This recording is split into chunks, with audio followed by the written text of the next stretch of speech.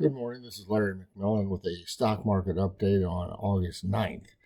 So on Friday, the 6th, S&P closed at a new all-time high and also traded, of course, at a new intraday all-time high. And the index has a powerful upward momentum going. There's support at 4370, which has been tested a couple of times. And if that were broken, it might change things. But as long as that holds, the S&P chart is positive, and that's the main thing you need to know, because if the S&P chart is positive, you want to hold a long core long position. Some of the internals are still weak. They're improving a little, but they're still weak. The equity-only put-call ratios are still on sell signals. They look like they're rolling over, perhaps to buy signals, but it hasn't happened yet. It hasn't been confirmed by our computer analysis programs. Also, breadth has improved a little, and our breadth oscillators are on buy signals, but they're in a weak state. They're not at high levels themselves, as you'd like to see, with S&P making a new all-time high.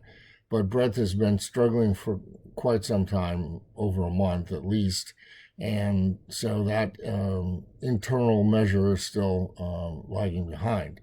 Also, cumulative breadth, which is where we just keep adding up the total of advances minus declines every day, that is remaining well below its all-time highs, which were set back in June.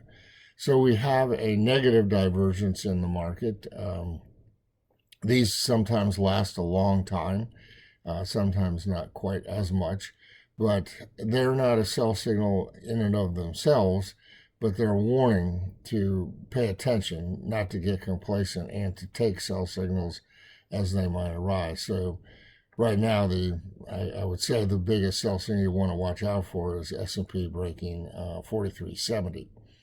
The VIX is still bullish. The VIX spike peak buy signal is in effect, and the price of VIX now closed on Friday at its lowest in over a month. So VIX is now below both its 20 and 200-day moving averages, meaning that it's trending lower, and that's positive for stocks as well. The new highs are continuing to run ahead of new lows, so that indicator, which has been very positive for a long time, remains in a positive state. And finally, the construct of volatility derivatives remains positive too, because the term structure of the VIX future slopes upwards. So all in all, it's a pretty positive picture. There are a couple of longer-term sell signals that are in effect now. That one is the realized volatility sell signal, and the other is the McMillan volatility band sell signal. But frankly, I would keep a closer eye on this 4370 support level. If that is broken, then you can get aggressively bearish. Otherwise, I'd stay aggressively bullish.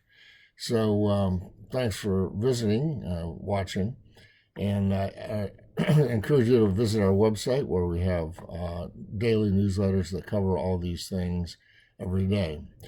Meanwhile, enjoy the summer, and good luck and good trading.